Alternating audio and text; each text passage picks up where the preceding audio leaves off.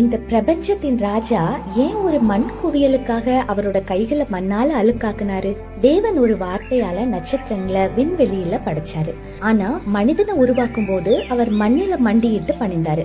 அவர் ஈரமான களிமண்ணை எடுத்து ஒவ்வொரு எலும்பையும், ஒவ்வொரு நரம்பையும், ஒவ்வொரு கண் இமையையும் கவனமாக வடிவமைத்தாரு. நம்முடைய உடல்ல இருக்கும் ஒவ்வொரு பகுதியும் தேவனுடைய தனிப்பட்ட தொடுதலால உருவாக்கப்பட்டது. ஆனா அது முடிஞ்ச போது அது வெறும் குளிர்ந்த சிலை மாத்திரம்தான். அதற்கு தனியா உயிர் வாழும் சக்தி கிடையாது. ஆத்துமா இல்லாத உடல் ஒரு காலியான ஓடு மாதிரி தானே. அந்த இடைவெளியை நிரப்புவதற்காக தான் தேவன் மிகவும் நெருக்கமான ஒரு செயலை செய்தாரு. அவர் கீழே குனிந்து அந்த குளிர்ந்த மண்ணின் மீது அவரோட முகத்தை வைத்து அவரோட சுவாசத்தை அதன் மூக்கு துளைகள்ல ஊதினாரு.